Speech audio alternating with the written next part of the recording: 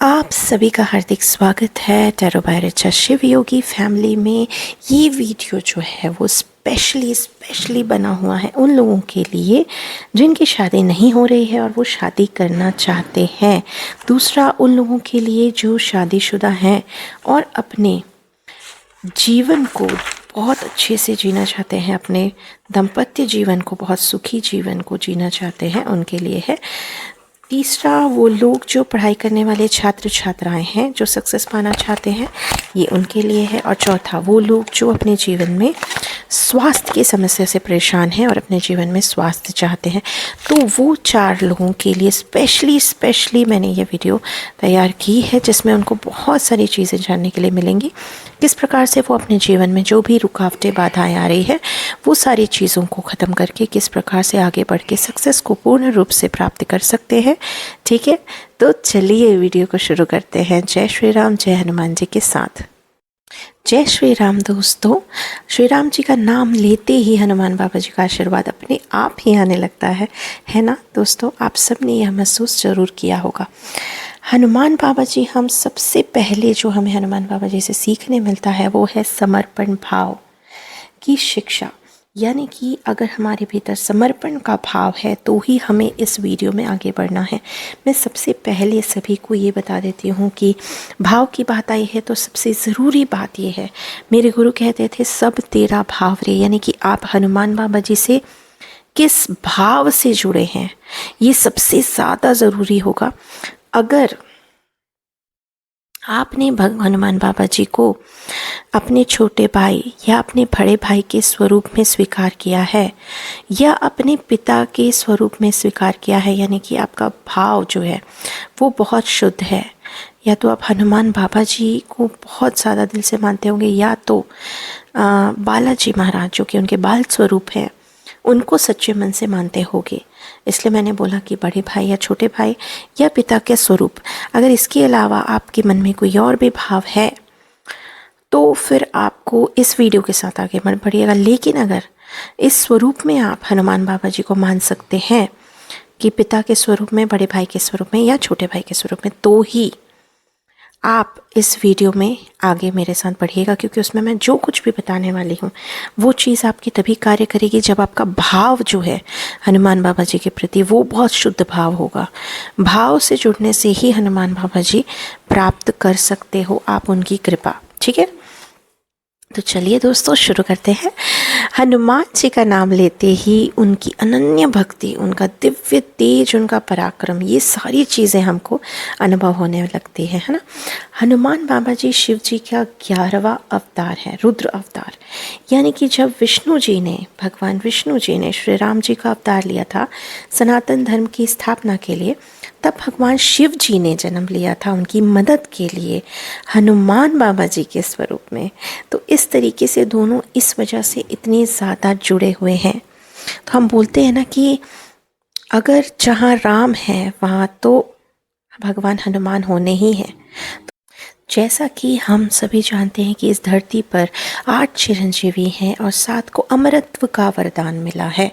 यानी कि अमर होने का, इमॉर्टल होने का, यानी कि वो कभी भी हमेशा जीवित रहेंगे और हमारे साथ हमेशा वो रहेंगे। तो कलयुग में जिनको चुना गया है हम सभी की रक्षा के लिए, हम सभी को पार लगाने के लिए, हम सभी की किसी भी कष्टों को हरने के लिए, सारी चीज़ों को पूरे करने के लिए, तो वो है हनुमान बाबा जी। कलयुग में जो हमारे रक्षक हैं, सारे फल प्रदान करने वाले हैं, वो हैं हनुमान बाबा जी। ठीक है, अगर आप हनुमान बाबा जी की कृपा प्राप्त करना चाहते हैं तो सबसे ज़रूरी चीज़ें जो अब मैं बताने वाली हूँ ये ही सबसे ज़रूरी चीज़ें। ठीक है, अलग अलग हमने 4 सेक्शंस किए हुए हैं। सबसे पहला सेक्शन है उन लोगों के लिए जिनकी शादी नहीं हुई है, मैंने बोला, और जो शादी करना चाहते हैं। दूसरा सेक्शन है उन लोगों के लिए जिनकी शादी हो चुकी है और अपने इस शादी को सफल रूप से जीवन जीना चाहते हैं, अंत तक एक दूसरे के साथ बहुत खुशहाल जीवन रहना चाहते हैं। तीसरा, वो बच्चे जो पढ़ाई में बहुत ज़्यादा सक्सेस हासिल करना चाहते हैं, अपने जीवन में बहुत कुछ अचीव करना चाहते हैं। ठीक है, और चौथा है उन लोगों का जो अपने, हर व्यक्ति के लिए है ये, हर व्यक्ति को स्वास्थ्य की ज़रूरत है, स्वस्थ शरीर की ज़रूरत है। तो जो भी व्यक्ति स्वस्थ शरीर प्राप्त करना चाहता है तो वो इस चीज़ का, नियम का पालन करेगा। ठीक है, तो सबसे पहला जो शुरुआत हमको करनी है वो है स्थान। सबसे पहला ध्यान जो हमको रखना है ना, वो स्थान का ध्यान रखना है। सबसे पहली चीज़, कभी भी बिस्तर पर बैठकर हनुमान चालीसा का पाठ नहीं करना है हमें। ठीक है, हनुमान जी हमारे बहुत पूजनीय हैं और बहुत ज़्यादा, क्योंकि आपने भाव से उनको इतना ज़्यादा ऊंचा दर्जा दिया है, पिता का दर्जा दिया है, बड़े भाई का दर्जा दिया है, छोटे भाई का दर्जा दिया है ना। तो उस प्रकार से उनको ना एक स्वच्छ स्थान में आप बैठ जाइए, बिस्तर में मत बैठिएगा। और शादीशुदा है तो और भी बिल्कुल भी नहीं आपको अपना बिस्तर का इस्तेमाल करना है। ठीक है, क्योंकि बिस्तर में हम सोने का प्रयोग करते हैं तो उसमें सोने वाली चेतना की ऊर्जा होती है, यानी कि वो सुप्त अवस्था में आपको लेकर के जाएगी ऊर्जा। ठीक है, दूसरी चीज़, स्थान कुछ बहुत पवित्र स्थान में आपको बैठना है। एक स्थान को आपको निश्चित कर लेना है कि मुझे हर रोज़ मैं इसी स्थान पर बैठकर हनुमान चालीसा का पाठ करने वाली हूँ या करने वाला हूँ। तो उसी स्थान पर ही आपको बैठकर हनुमान चालीसा का पाठ करना है। ठीक है, अब स्थान तो आपको समझ में आ गया। आसन आप लगा सकते हैं। ठीक है, आसन आप ऊन का आसन लगा सकते हैं। ठीक है, और जो भी आसन आप कंफर्टेबल फील करते हैं वो आसन आप ज़रूर लगाइए। ठीक है, जिससे कि आपको बहुत सारा आशीर्वाद प्राप्त हो सके। ठीक है, दूसरी चीज़ की जो सबसे ज़्यादा इम्पॉर्टेंट है, जो हमको बहुत ज़्यादा फॉलो करने की ज़रूरत है, वो है एक निश्चित समय पर बैठना। निश्चित समय पर जब हम बैठते हैं, इसका मतलब यही है कि हनुमान बाबा जी ने उस स्थान पर तो आएंगे ही आएंगे, और उस समय पर, चाहे आपने शुरू किया है या नहीं शुरू किया है, लेकिन जिस क्षण आप वहाँ पर बैठ जाएंगे, क्योंकि हनुमान बाबा जी को आपने बुला लिया है, तो वो उसी समय पर हर रोज़ आकर पहले से ही स्थान ग्रहण कर लेते हैं। क्योंकि उनको पता है कि अब ये जो व्यक्ति आगे करने वाला है, जो कुछ भी हनुमान जी की कृपा या श्री राम जी का नाम का जाप, जो कुछ भी मैं आगे बताने वाली हूँ, हर एक मंत्र बताऊंगी, क्या आप कर सकते हैं, हर वो चीज़ मैं आपसे डिस्कस करूंगी। ठीक है, सारी चीज़ें मैं डिस्कस करूंगी, लेकिन सबसे ज़्यादा ज़रूरी ये है कि आप एक सही निश्चित समय पर बैठिए। जिस समय पर आप डेली बैठ सको उस समय पर ही आपको बैठना है। औरतें ये पूछेंगी कि हम उस टाइम पे भी कर सकते हैं कि नहीं। बिल्कुल आप कर सकते हो, बिल्कुल कर सकते हो। ठीक है, आप हनुमान चालीसा को याद कर लीजिए, मन मन में आपको दोहराना है हनुमान चालीसा। उस समय आप कोशिश करिए कि आप बुक को हाथ में ना पकड़े। अगर आपकी धारणाएं ये हैं, अगर आपकी मान्यताएं ये हैं, ठीक है, शुरू से ही जो स्थान का आप चुनाव कर रहे हो वो ऐसे स्थान का ही चुनाव करिएगा जो आप हर टाइम, हर दिन, जो आपने मान लो अगर 40 दिन का व्रत किया है या इस प्रकार से व्रत किया, तो आपको ऐसे किसी स्थान से थोड़ा सा दूरी पे स्थान में बनाइएगा जहाँ किसी को भी परेशानी ना हो आपके बैठने से, क्योंकि सारे लोगों की मान्यताएं अलग अलग होती हैं। तो उस प्रकार से मैं इसलिए बता रही हूँ। ठीक है, बाकी इस तरीके से कोई भी चीज़ नहीं है कि आप अशुद्ध हो जाते हो, ये कोई भी ऐसी चीज़ नहीं है। संसार में स्त्री को भी उसी प्रकार से बनाया गया है जैसे पुरुष को, और जो भी चीज़ें हैं प्रकृति की दी हुई हैं। तो जो एक्सटर्नल चीज़ें नहीं करनी है वो भी मैं बताऊंगी, लेकिन जो इंटरनली आपके भीतर चल रहा है इस पर आपका कंट्रोल नहीं है, ये प्रकृति के द्वारा दी हुई चीज़ आपको है। ठीक है, तो इसका आपको आदर सम्मान जिस प्रकार से भी आप करना चाहो आप बिल्कुल कर सकते हो। तो स्त्रियों के लिए स्पेशली था कि हर टाइम आप बैठ सकते हो, हर रोज़ बैठ सकते हो, उसको बीच में ब्रेक नहीं करना है आपको। अगर आपने अनुष्ठान ले लिया है, अगर आपने संकल्प ले लिया है, तो आप उसको कंटिन्यू करेंगे। ठीक है, स्थान का इस प्रकार से चयन करिए कि किसी को भी उस चीज़ का प्रॉब्लम ना हो। ठीक है, और कुछ समय में आपको हनुमान चालीसा याद भी हो जाएगी। तो अगर किसी को बुक भी पकड़ने से, आपके हनुमान चालीसा की अगर बुक भी आप पकड़ रहे हो तो उस किसी को प्रॉब्लम है, तो उसमें भी आप ये चीज़ कर सकते हो कि आपको याद करके बुक ना धारण करके, किसी के मन के भाव को हमको ठेस नहीं पहुंचानी है। ठीक है, ये आप ध्यान रखिएगा। तीसरी चीज़ जो सबसे ज़्यादा ज़रूरी है अगर ये चीज़ आप नहीं कर पाओगे तो आप हनुमान जी बाबा जी का और जितना भी मंत्र मैं आगे बताने वाली हूँ, जो मैंने पर्टिकुलर चीज़ों के लिए बताया है अभी आपको मंत्र के लिए, जो मैंने बात की है वो चीज़ आप फिर नहीं कर पाओगे, है ना। हनुमान चालीसा का पाठ भी मत करिएगा अगर आप ये सारी चीज़ें कर रहे हो तो, बिल्कुल नहीं कर सकते आप, ये एकदम क्लियर है। और अगर आपने एक बार पाठ का संकल्प ले लिया है तो आपको पाठ पूर्ण करना है अपना। ये नहीं कि एक दिन पाठ करो आप और बाकी दिन छोड़ दो, हर दिन पाठ आपको करना है अच्छी तरीके से, जितना आपने संकल्प लिया है, जितने दिन का भी, चाहे आपने 21 दिन का लिया है ना, या आपने 51 दिन का लिया है, 108 दिन का, जैसे भी आपने लिया है संकल्प, वो आपके संकल्प के ऊपर है कि कितने दिन में आप पूर्ण करना चाहते हो। जितना ज़्यादा बाधाएं होंगी उतना ही ज़्यादा आपको दिन लगेंगे संकल्प पूरा करने में, और उतना ही ज़्यादा बार पाठ आप कर सकते हो। ठीक है, 3 बार, 4 बार, 5 बार, जितने बार आप चाहो आप पाठ कर सकते हो। लेकिन परहेज जो सबसे ज़्यादा ज़रूरी है, अगर आप ये नहीं कर पाओगे तो आगे मत पढ़िएगा। नॉन वेज और मदिरा का पान, अंडे का सेवन नहीं करना है, नॉन वेज का सेवन नहीं करना है, मदिरा का पान नहीं करना है, मदिरा का पान बिल्कुल भी नहीं करना है। अगर ये सब करते हो तो हनुमान जी के बिल्कुल भी निकट या उनसे जुड़ी हुई कोई भी चीज़ें करने की कोशिश मत करिएगा, नहीं तो नेगेटिव इम्पैक्ट आ सकता है आपके ऊपर, क्योंकि हनुमान बाबा जी हर एक जीव से बहुत ज़्यादा प्रेम करते हैं और उनकी रक्षा करने के लिए खड़े हुए हैं।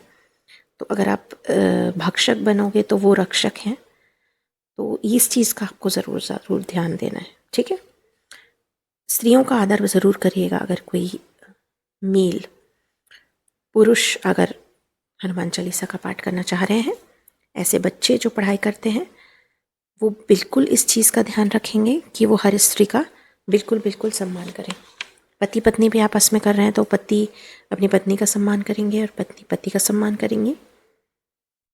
और शुद्ध अवस्था में जब आप रहें उस क्षण ही आपको बैठना है पाठ में। ठीक है, अब हम सभी को पता है कि हनुमान चालीसा के पाठ से अष्ट सिद्धि नवनिधियाँ, यानी कि जो भी आप जीवन में चाह रहे हो, चाहे वो सफलता हो, चाहे किसी भी प्रकार का दोष हो, चाहे डर से मुक्ति हो या बाधाओं को दूर करना हो। ठीक है, अब शादी में अगर किसी भी प्रकार की अड़चन आ रही है आपके जीवन में, है ना, तो मैं बता रही हूँ कि उस समय क्या करना है। ठीक, सबसे पहले शुरुआत कर रहे हैं उन लोगों के साथ जो कि जिनकी शादी में अड़चनें आ रही हैं, जो शादी करना चाहते हैं। ठीक है, ध्यान से सुनिएगा। सबसे पहले आपको, जैसे मैंने बताया, एक आसन ग्रहण कर लेना है, एक सही समय पर बैठना है आपको। अब आप सोच रहे होंगे हनुमान चालीसा के पाठ से आपकी शादी होगी। नहीं, हनुमान चालीसा के पाठ से आपके जीवन में जो शादी के लिए बाधाएं आ रही है ना, वो दूर हो जाएंगे। तो सबसे पहले शुरुआत आपको क्या करनी है, उसके बाद मैं एक मंत्र बता रही हूँ, वो हनुमान चालीसा के बाद आपको करनी है, तब पूर्णतः आपको लाभ मिलेगा। ठीक है, अब सुनिए ध्यान से। सबसे पहले आपको क्या करना है, जैसे ही आपने शुरुआत की, आपको राम नाम का जाप करते हुए हनुमान चालीसा का पूर्ण पाठ कर लेना है, फिर राम नाम का जाप करना है। इससे ये आपकी हनुमान चालीसा जो है ना, एकदम प्रोटेक्टेड हो गई और पूर्ण रूप से चार्ज हो गई। इसे हनुमान बाबा जी ज़रूर स्वीकृति प्रदान करेंगे, क्योंकि उसमें राम नाम का जाप लग गया। अब शादी के लिए अगर आप कर रहे हैं तो आप ये मंत्र कर सकते हैं। अगर आपको मंत्र समझ नहीं आया भी तो डिस्क्रिप्शन बॉक्स में मैंने सारे मंत्र जितना भी मैं बता रही हूँ वो सब मैंने लिख दिया है। ठीक है, तो उसको आप देख करके कर सकते हैं। शादी के लिए मंत्र है, ओम देवेंद्राणी नमस्तुभ्यम देवेंद्र प्रिय भामानी विवाहम भाग्यमारोग्यम शीघ्र लाभम च देहि में। दूसरा है, पत्नी मनोरमां देहि मनोवृत्तानुसारिणीं तारिणीं दुर्ग संसार सागरस्य कुलोद्भवाम। ये दुर्गा सप्तशती का मंत्र है। ठीक है, इस मंत्र का आप कम से कम जितना हो सके 21 बार तो जाप करिएगा ही, ज़्यादा से ज़्यादा जाप जितना आप करना चाहें वो आप कर सकते हैं। ठीक है, शादी के लिए, आपके विवाह के लिए जो कुछ भी संकट आ रहा है वो हनुमान चालीसा के पाठ से दूर हो जाएगा। उसके बाद जो आप मंत्र कर रहे हैं उससे आपके विवाह में खुशियाँ आनी स्टार्ट होंगी। एक अच्छे विवाह के लिए आपकी तैयारियां होनी शुरू हो जाएंगी, है ना।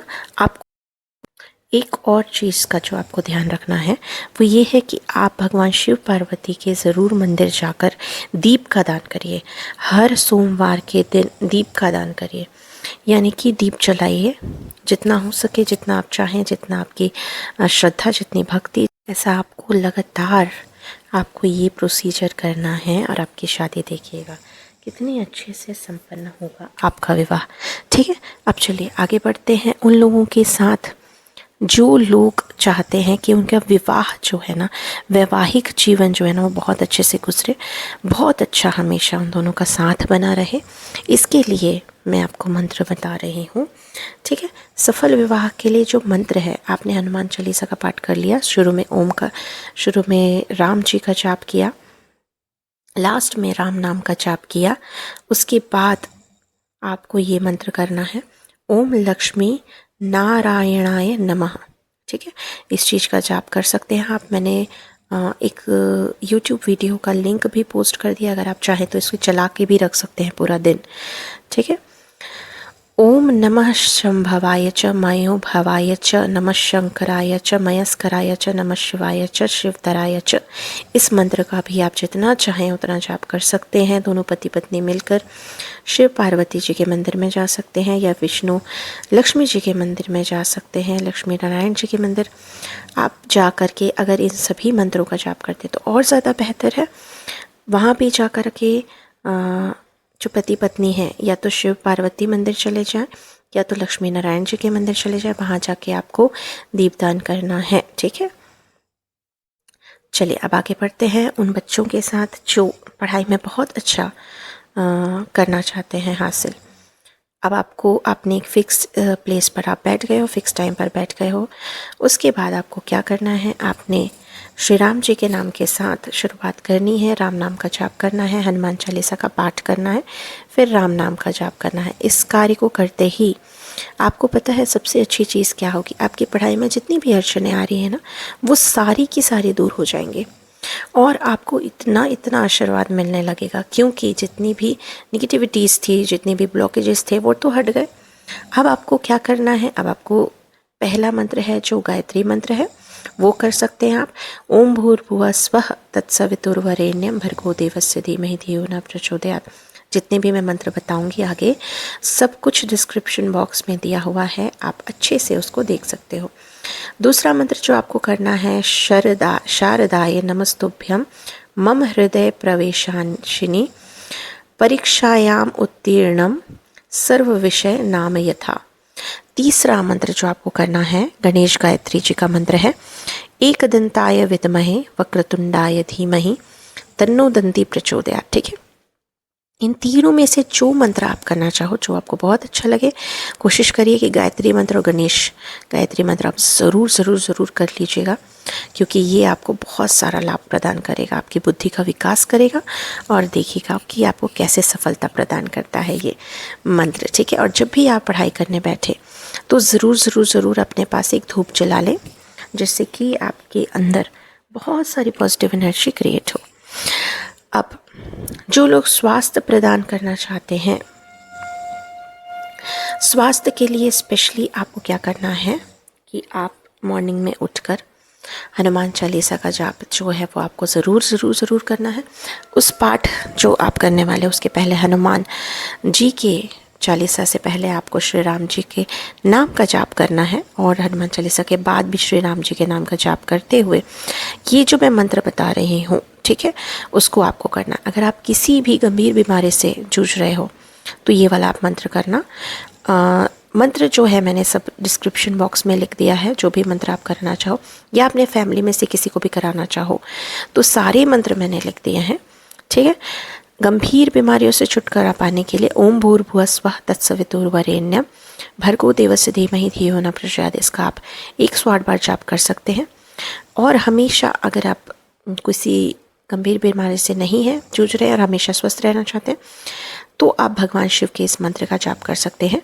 देहि सौभाग्यम आरोग्यम देहि में परमम सुखम रूपम देहि जयम देहि यशो देहि द्विषो जहि। ठीक है, इस मंत्र का जाप करते ही आप देखिएगा कि कितनी सारी पॉजिटिव एनर्जी आपकी तरफ प्रवाहित होनी शुरू हो जाएगी और आप कितना कितना कितना स्वास्थ्य के लिए आगे बढ़ते जाएंगे। आपका खुद भीतर से मन होगा कि आप योगिक क्रियाएं करें, अपना ख्याल रखें, सेल्फ केयर करें, सेल्फ लव, ये सारी चीज़ें आपके अंदर जनरेट होनी यानी कि शुरू हो जाएंगी।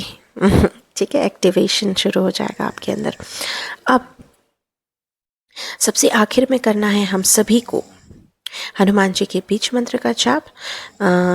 तो जो मैंने डिस्क्रिप्शन में लिखा हुआ है मैं आपको पढ़ के सुना देती हूँ। श्री रामदूताय नमः, दूसरा है ओम हम हनुमते नमः, तीसरा है ओम हम हनुमते रुद्रात्मकायम हुम फट, चौथा है नमो भगवते अंजनाय महाबलाय स्वाहा। ठीक है, तो इन सारे मंत्रों का आपको जाप करना है। और अगर आप हनुमान चालीसा डेली करना चाहते हो तो आप मेरे चैनल से जुड़ सकते हो। हम हर रोज़ 9 बजे लाइव हनुमान चालीसा करते हैं, 9 बजे रात में। ठीक है, ताकि आपका जो पूरा दिन जैसा भी गुजरा हो ना, हनुमान चालीसा का पाठ करने के बाद आपका जितनी भी नेगेटिव एनर्जी से सारी आपके जीवन से जो है ना बिल्कुल हट जाएगी। देखिएगा आप कितना कितना अच्छा महसूस करने लगोगे। ठीक है, इस तरीके की और वीडियोस जैसा भी आप देखना चाहो ना, उसके लिए ज़रूर ज़रूर ज़रूर आपको फॉलो करना है इस पेज को। और जय श्री राम कमेंट में ज़रूर लिखिएगा, क्योंकि इससे हमारे सारे कष्ट दूर होते हैं। जय श्री राम का जाप लिखने से ही देखिएगा कि आपको कितना ज़्यादा फ़ायदा होना शुरू हो जाएगा हनुमान चालीसा से। और कोई भी जुड़ी हुई चीज़ें जो आप मुझसे पूछना चाहें वो ज़रूर मुझसे आप शेयर करिएगा, पूछिएगा और मुझे ज़रूर बताइएगा कि वीडियो आपको कैसा लगा।